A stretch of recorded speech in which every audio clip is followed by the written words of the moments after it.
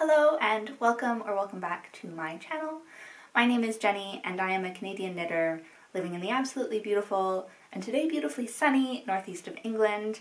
I have slightly less knitting to share with you this time than last time. I feel like last time I was like a knitting machine, but I've still been knitting quite a bit.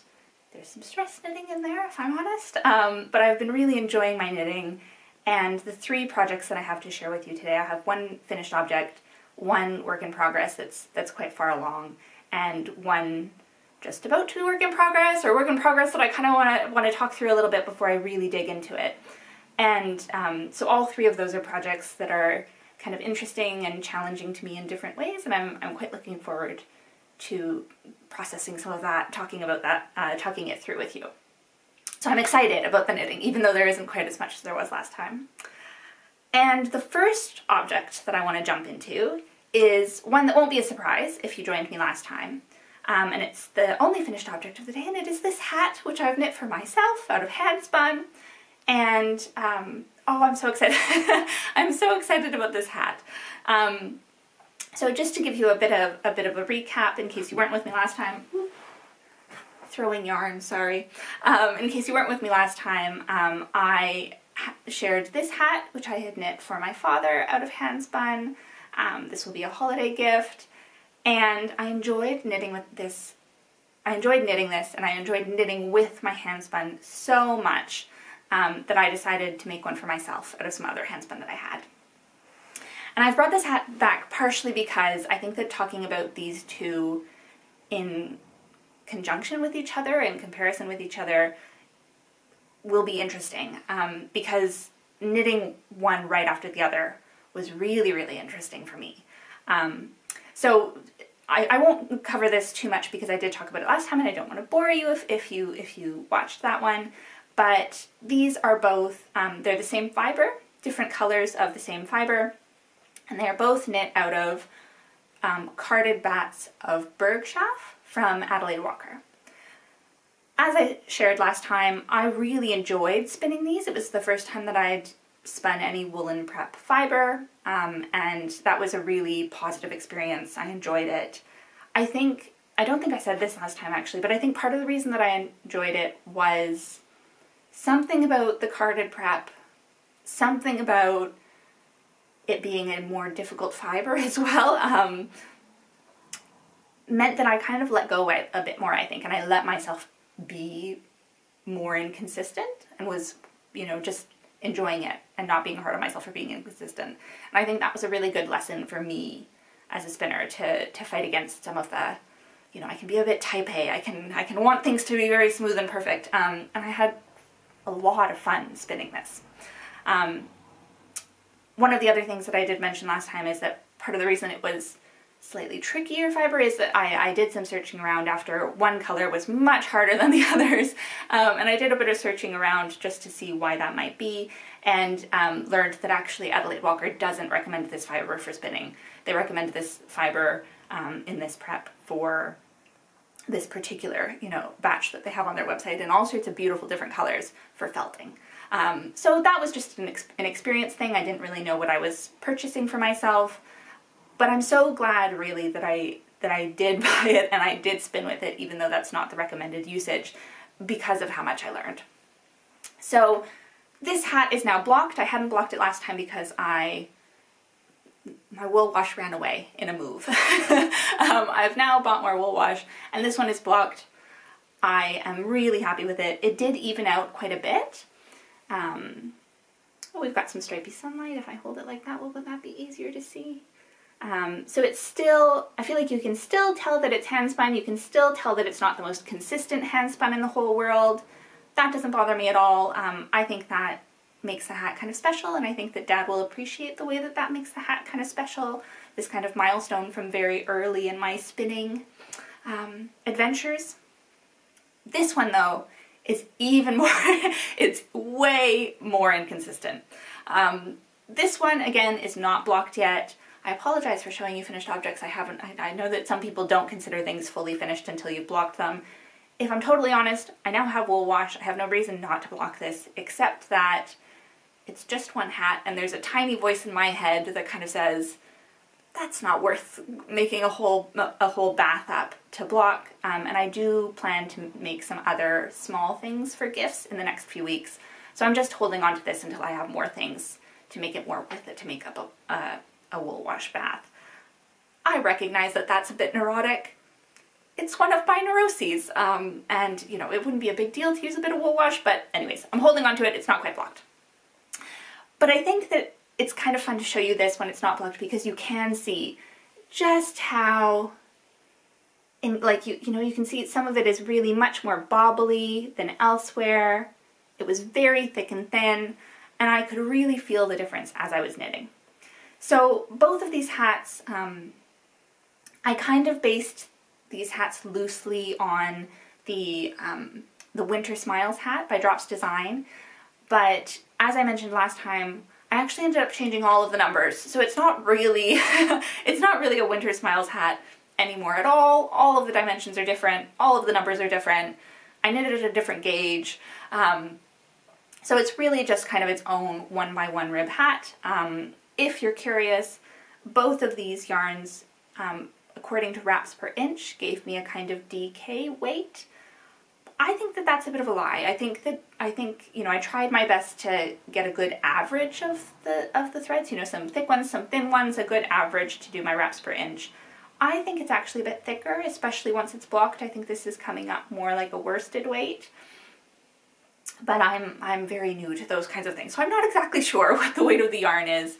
But I knit these with a 4.5mm needle. I'm a very tight knitter. I always go up at least 0.5 or a full millimeter on top of what really any pattern asks for in order to get gauge.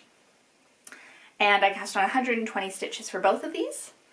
I thought that that would be perfect for Dad, and it might be too big for me, but then I wore this hat a little bit after I blocked it just to see how comfortable it would be, and I really liked it. So 120 stitches for both, 1x1 rib all the way around. I, you know, did that, worked in pattern for kind of 21, 22 centimeters, and then I decreased by knitting 8 stitches in pattern, knitting 2 together, knitting 8 stitches in pattern, knitting 2 together all the way around, and just continued with the crown decrease as you would from that, knitting 1 round even, and then knitting 7, knitting 2 together. So really, really simple pattern. I'll have the details for that on Ravelry in case you're interested, but it was really interesting to make them basically to exactly the same dimensions, because in addition to being able to tell just as I was knitting with it, as the fabric was coming out, that this one is much less even, that there are lots of bits that are quite a bit thicker, especially, I had a wildly different amount of yardage. And I did know that. You know, once I finished the yarn, finished plying it, I used a niddy noddy to make it into hanks before I washed it. And I didn't remeasure it after I washed it. The yardage wasn't hugely different, but I think that washing it, I think this one scrunched up quite a bit more than this one did. And it makes me wish I was lazy. I didn't put it on the niddy noddy to figure out what the yardage was after I washed it, and I think that I will do that in future. It felt like a step that wasn't a big deal. I didn't have planned projects. I wasn't knitting to get a specific yardage. You know, I wasn't too worried about it, so I skipped that step. But I ended up with, you know, just a really different amount of yarn, so it would have been interesting to do that, and I will do it in future. So, hats knit to exactly the same dimensions. This one, though, I had been hoping to make longer. Dad wanted a not too warm hat. He wanted a hat that wasn't going to make him overheat. So I made it, you know, he's got a slightly bigger head than I do. I made it just so that he wouldn't have to fold it over too much. I wanted to be able to fold mine over a lot. I wanted to be able to have a really big brim. But that was not in the cards with the amount of yardage that I had. So, I mean, it's going to be more than fine. You know, I can still fold it over a good amount. I'm you know, really, really happy with it. It's a bit warm to put on a hat right now, if I'm honest, but maybe I'll put a picture of me wearing the hat. I'm really, really happy with it, but I had been hoping to make it quite a bit longer. And I ended up actually having to do the crown decreases for this hat a couple of times over. I had to take them out and redo them a couple of times because I ran out of yarn. And then, you know, I ran out of yarn, so I took out quite a bit, And then I ended up with quite a long tail, and I was like, oh, I could get that back in. I could do, I could do maybe one more round. So I, really, really was, finicky and, particular with that. Redid it a couple times so that I used up absolutely every last centimeter of yarn. And in fact, I feel like you guys won't judge me too much for doing this, but I ended up, I don't know if you can see a little bit of brown there. I ended up deciding to err on the side of not leaving myself very much of a tail to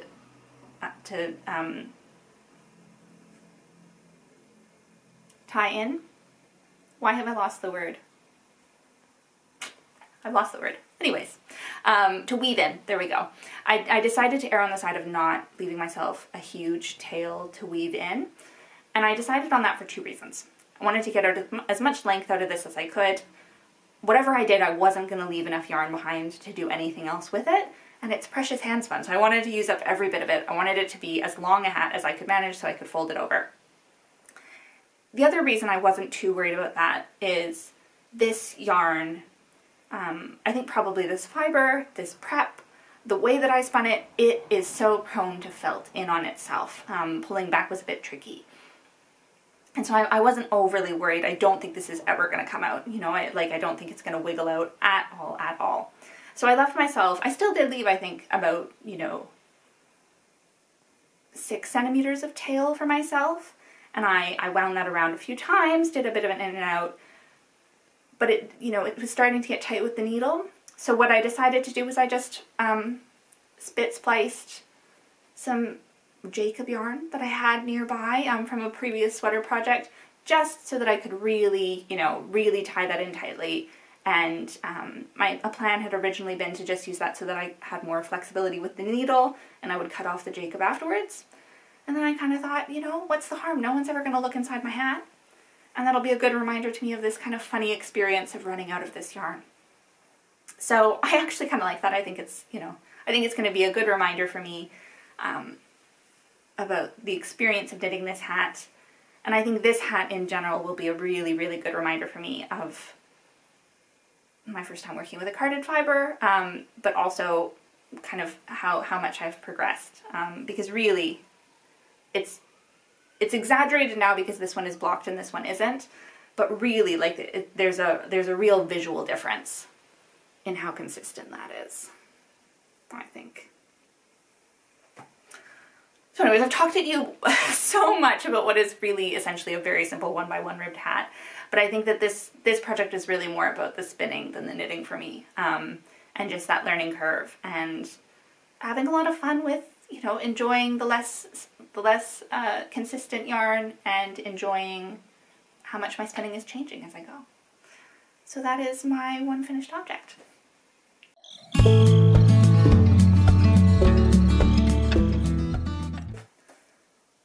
One work in progress for you. So my one work in progress is one that I've shown you already. I haven't talked about it in a little while because I really put this aside. I knew that if I picked it up, it was going to take over and that I wouldn't be switching on and off from it. I would just knit on it consistently, and that is very much what happened. So that is, I'll pull it a bit closer. This is my Hesper Shawl by Amy Christophers. I've done a bit more Googling and I believe that she pronounces her surname Christophers, so that's what I'm going to go with. If anyone knows differently, feel free to let me know. But Amy Christophers of Savory Knitting, and it has become massive enough that it is not easy to show you while it's still on its needles. But let's see if I can hold this up. It's getting huge. So big. So I have been knitting on this, and this is really what I've spent most of my time knitting on in the last little while. I'm enjoying it so much. It is mosaic knitting. It is my first mosaic knitting project. I'll try not to rehash too much of what I said last time I talked about this project. There are issues with the charts. I will share again. It ends up that there's just one woman on Ravelry who still has notes about this, But I talked last time about how, you know, people had left notes to explain the issues with the chart and help with that in case you're new to mosaic knitting as I was. So I'll share her information below again, just because I think that's really helpful if you're interested in this project but a bit hesitant about there being issues with the charts. All of the colors are correct. All of the stitch counts are correct. The issue is the chart isn't always correct about when you should slip a stitch and when you're knitting a stitch. It does become very intuitive very quickly. I don't feel like it's a huge barrier to the project, but I think that is important to share.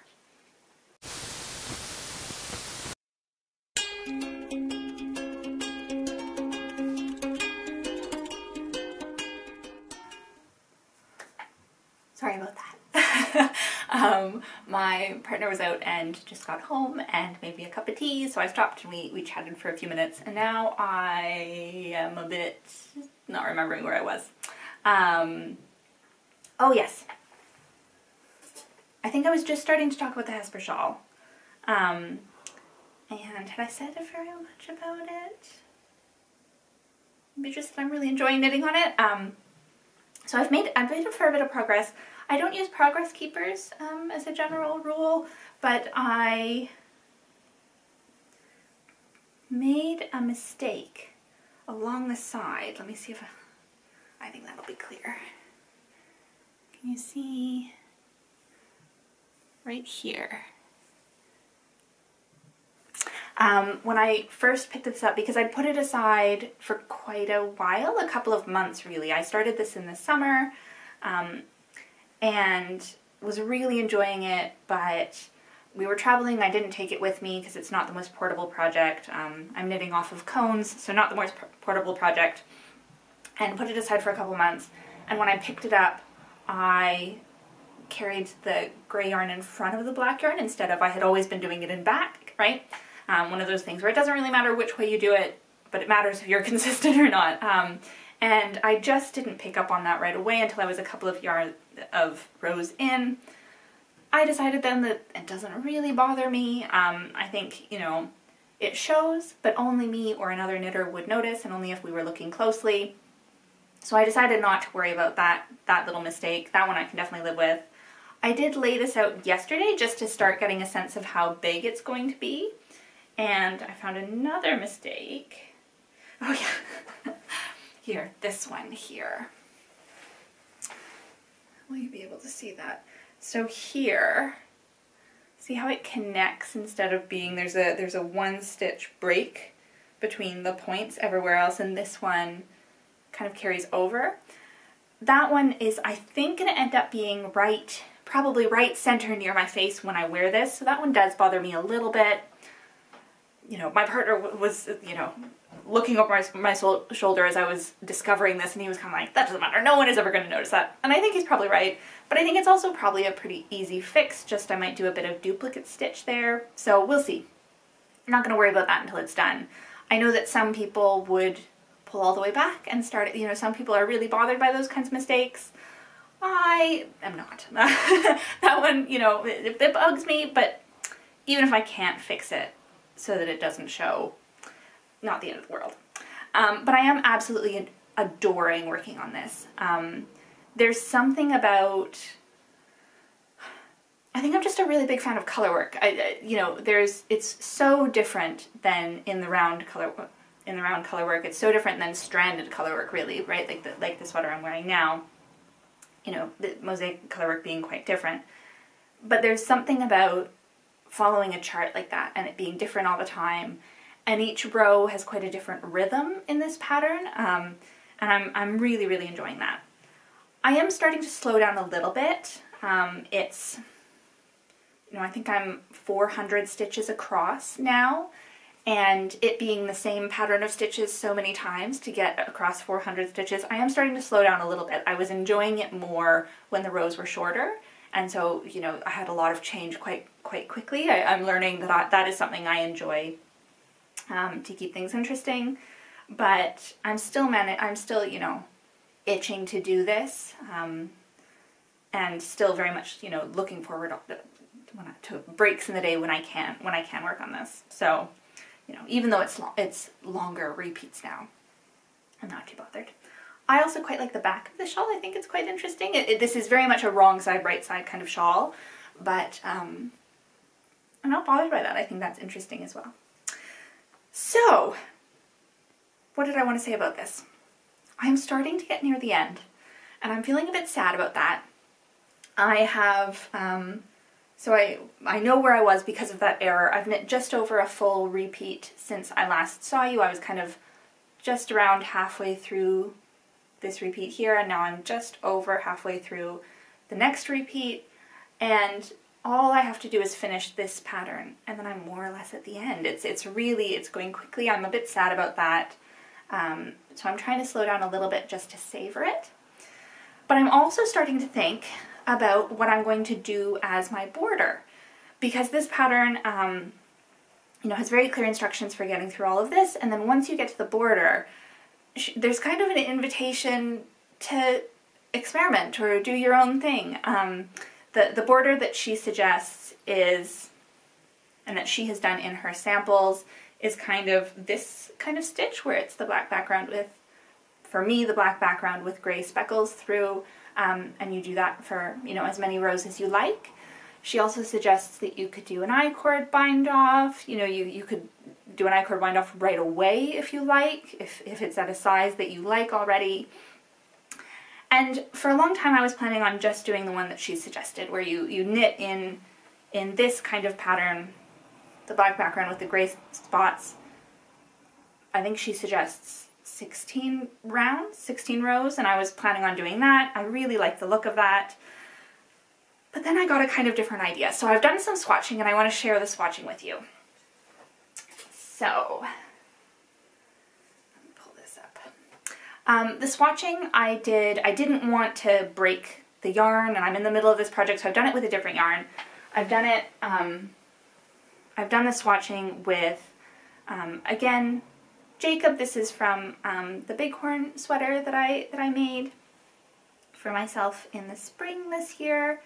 And I did it with this because it's roughly the same weight. I didn't say, but to reiterate from last time, I'm doing my Hesper Shawl out of woolly knit British 4-ply in the colors black, or jet black, might be called jet black, and the natural light grey.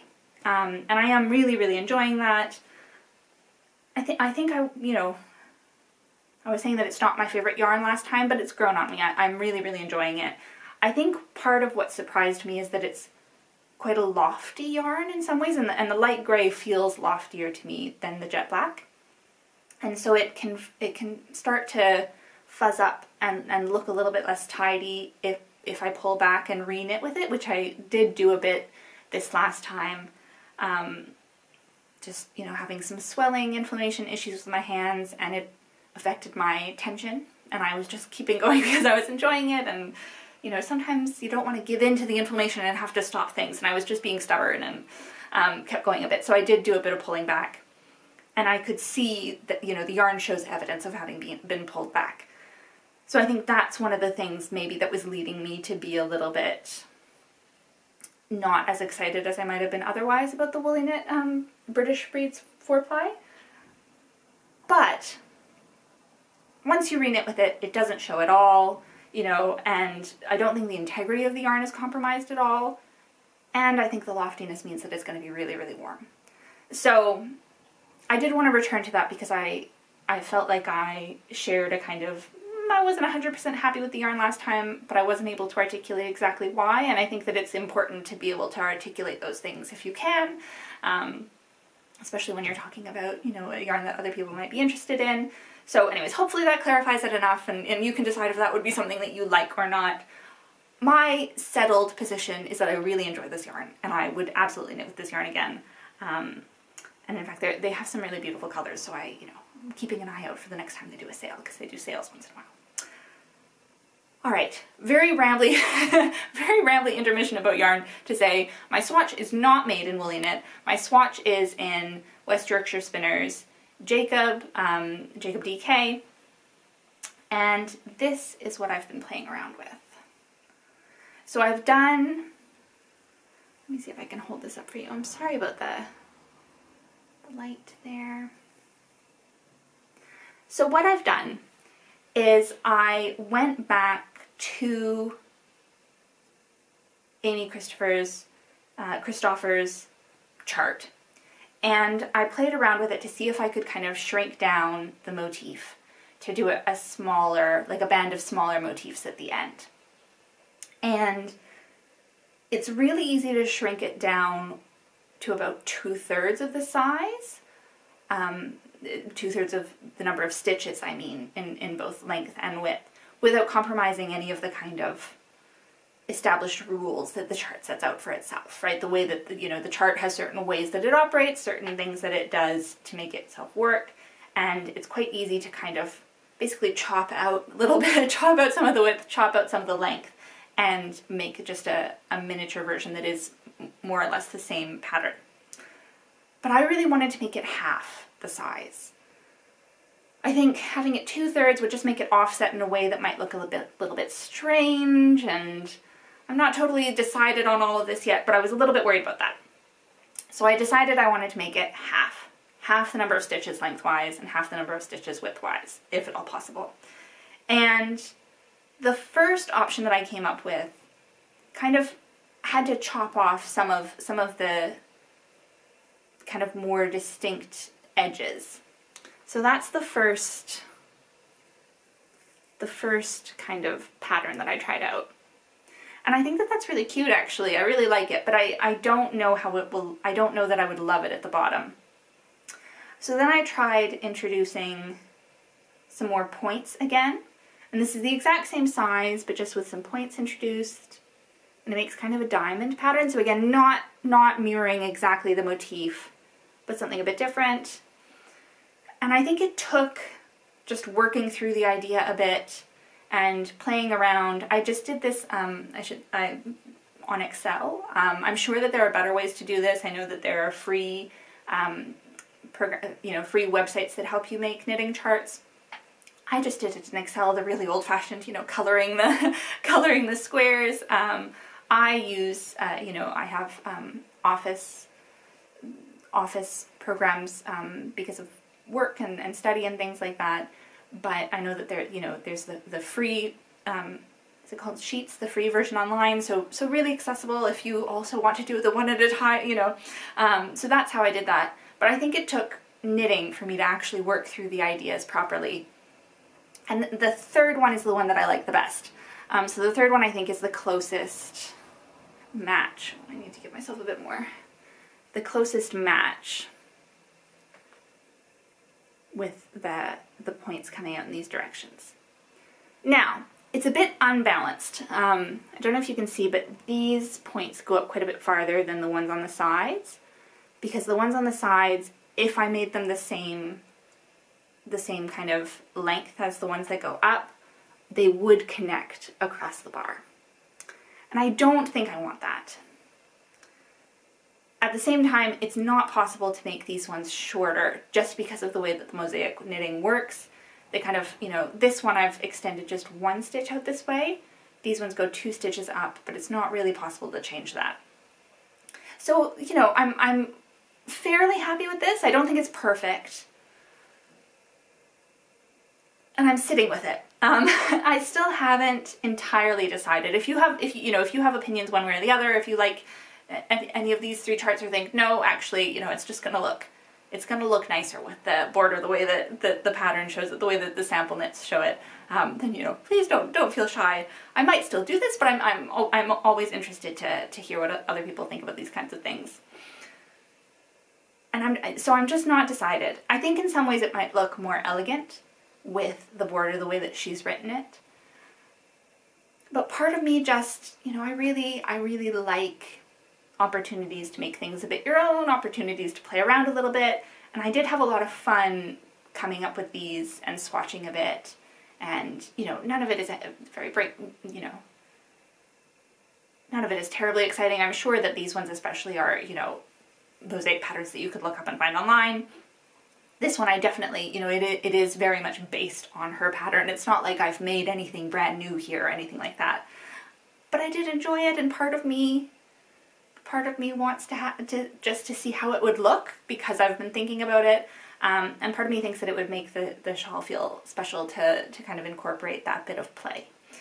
So I'm not totally decided, but by the time I show this shawl next, it may very well be, you know, that I'll be showing you what I've done with this. Or maybe not, I'm not entirely sure. That, you know, there's a fair, those rows are getting long, there's a fair bit of knitting before I get to that point.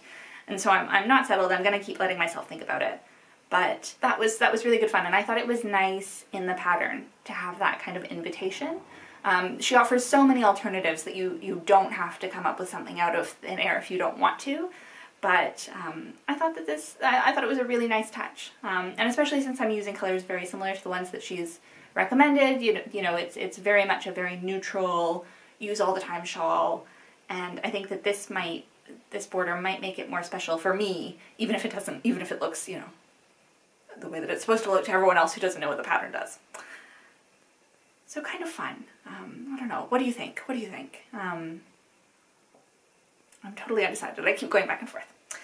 But fun to do that, and you know, even just the fact that I've done it in a different yarn means that it will look slightly different. I've, you know, held it up against, maybe I'll do that for you, but just before I move on. I'm snagged.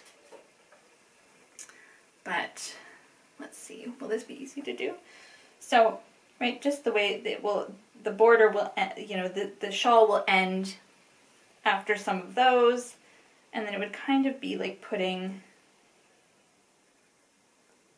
those like that. Oh, maybe one that's not on the edge is actually better, isn't it? Sorry. It would kind of be like that. Undecided.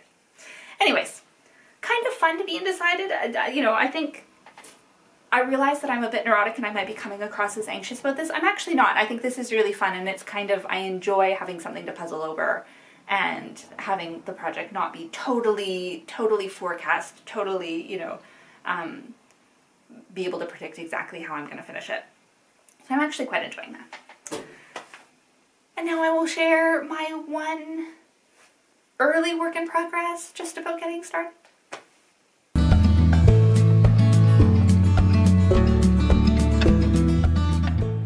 Alright, one final project to share with you. So this one I really haven't started. It's just, I have a swatch to show you. But I'm a bit nervous about this project, so I thought I would, you know, I thought talking it through might help me. And also it might help crowdsource in case you have advice.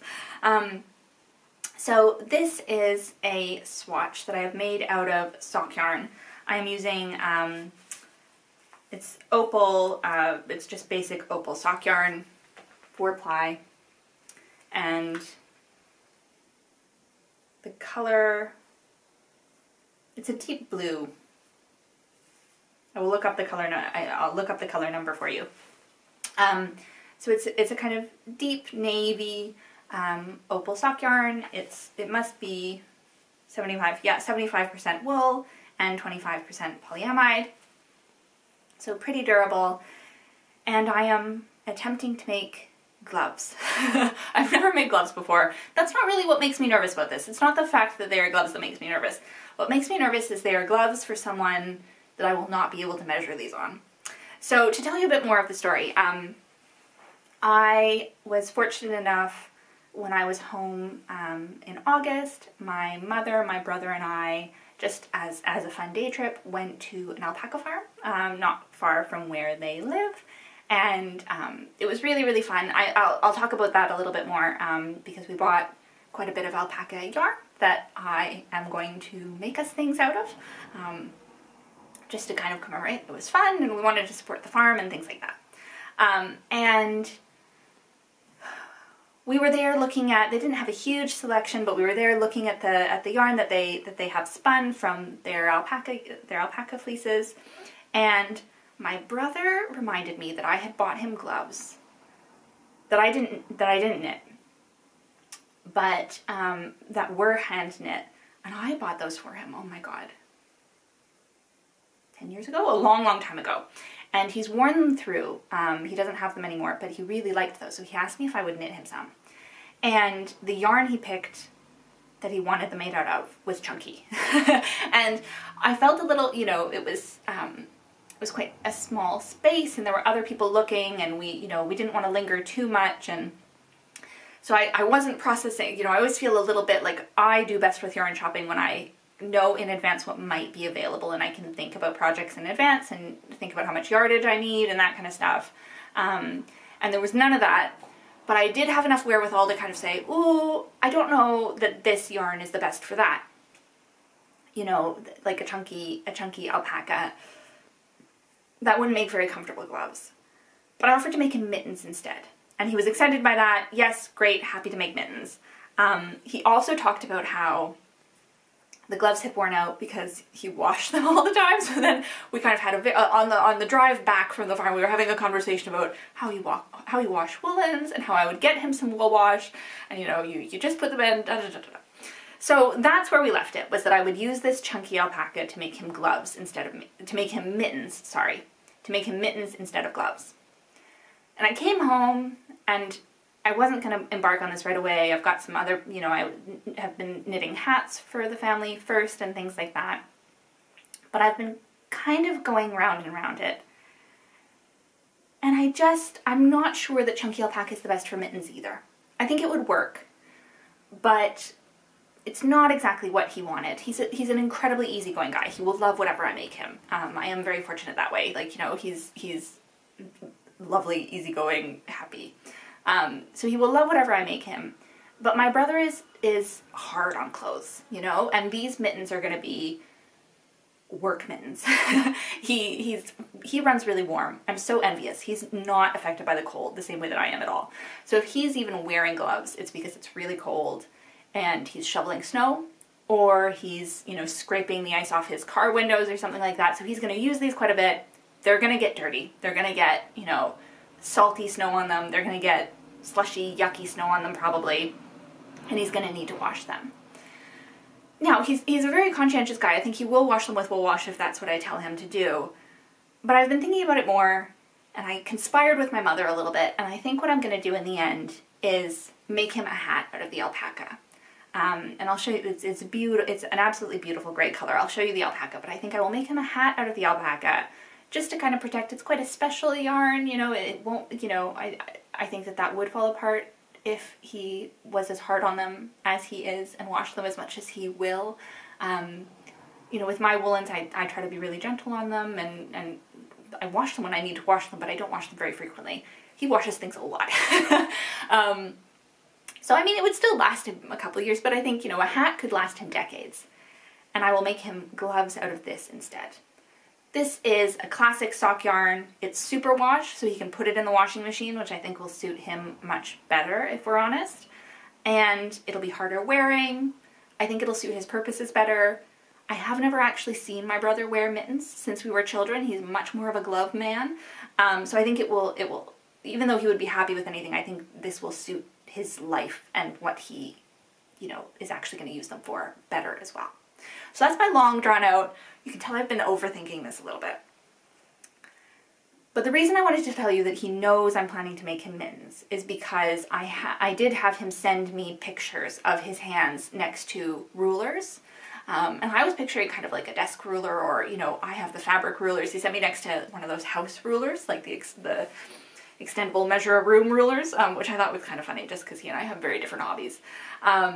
So I've got pictures of his hands splayed with the ruler, not splayed, you know, he sent me some, and I was like, okay, now I want these, and, you know, he took instruction very well. I have a good grasp of the dimensions of his hands, but I haven't actually measured them. And everything that I've read has said that, you know, to make gloves with a really good fit, you want to be able to try them on the person. So that's why I'm a bit nervous about this. I have decided to kind of use two patterns as a guide for these gloves, and the patterns that I'm going to use are they're both free, which is nice, and this is one I would be really happy to pay for a pattern, but I wasn't finding one that was exactly what I wanted. So these free patterns, I think, hopefully together will get me started. So the two patterns that I'm going to be bouncing back and forth between and using different instructions from are the very classic gloves by Pearl Soho and the perfect basic gloves by Norman Schwarze.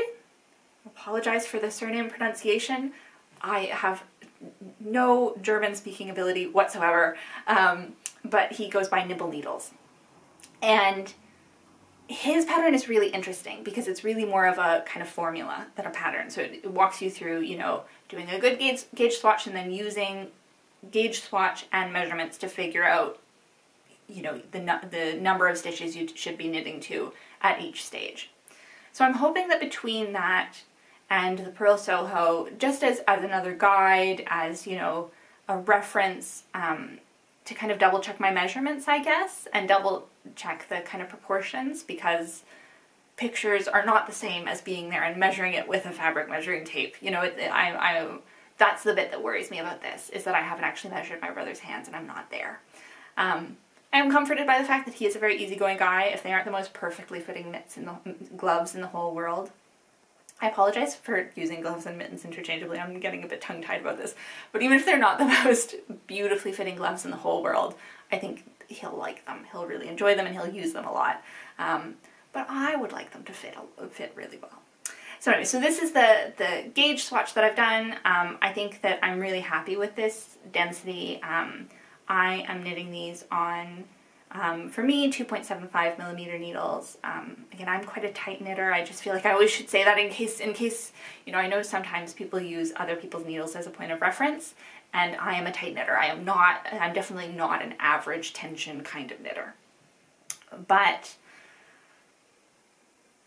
that's coming up. I think that those will probably take me a bit longer than some of the other projects that I'm aiming to complete by Christmas, but hopefully I've still got enough time to get that done, and I think that if I can manage to get him that and the hat done, or even just this with an IOU, a hat, then he'll really, really enjoy that. And I don't think I've mentioned that I am going home for Christmas. I will be in Canada for Christmas. I feel a little bit sheepish sharing that because I was really just there in August. That is not standard. I have some complicated feelings about the fact that I have built my life in such a way that international travel is something I do fairly regularly to be able to see family. Just, you know, the impact of all those flights is a bit complicated. But it's the wedding this summer really kind of threw our pattern out of whack. I had not just, you know, not that you care, I know I don't need to justify this to anyone, but just it's another one of my neuroses. We hadn't been in Canada for almost 2 years before this summer, and now we're going 2 times really, really close together. So I feel a bit silly, but I'm also really excited. I'm really hoping there's going to be some snow. I know that that is not a guarantee in Canada in December anymore, but I'm hoping.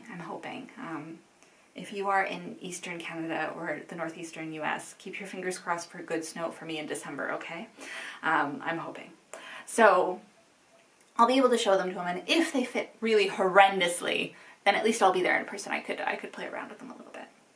So if you have any glove knitting experience and advice, any hints or tips, or if there is a pattern that I've missed, whether paid or free, that you think is you know, better for a first-time glove knitter than the ones that I've mentioned, please do share. I'm not going to be starting these right away.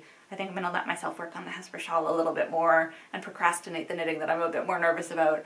But I'm really, really open to suggestions, especially regarding fit on these. I don't think, you know, I think my partner and my brother don't have hands that are close enough. I was hoping I could use him as a reference. I don't think that's really going to work. But at least, you know, I do have, you know, my own hands and his hands to try things on as we go. They should be, you know, I know they should be bigger than my hands, so if they're fitting me, it's a problem. But we'll just see how it goes. So that is all the knitting I have to share with you today. I feel like I've been a bit more rambly than usual. I think maybe just because I'm in a good mood. I had some space. I wasn't really planning on filming today. So apologies if I was a bit more all over the place, but I've really enjoyed talking through the knits with you. As I said, I think that each of these projects is really interesting and challenging in different ways, and talking through my knits out loud, I think, is helping me to be just more conscious about what I really enjoy in knitting, which projects, you know, really get me going, and I do love some knitting that is just comforting, that doesn't present too much of a challenge sometimes, but I've been in a mood lately where I'm enjoying a challenge and want things to be a bit different. So it just happens that the projects I've been planning to do have really lined up with my knitting appetite right now, and I think that that's a nice thing, and I think I'm more aware of it because of talking it through with you. So thank you for listening, thank you for being with me. I'd be really interested to know if other people are in those kinds of headspaces right now, or if you're finding that the simpler the better. There's lots going on in life, in the world. You know, we all have to adjust our knitting to fit where we are. I will stop rambling at you now. Thank you, as always, for joining me. I hope that you're well. I hope that you are getting in some good knitting time or some good crafting time, and managing to get out in the wilderness, get out and walk outdoors a bit, spend time outdoors a bit as well. Thank you so much, and I will see you next time.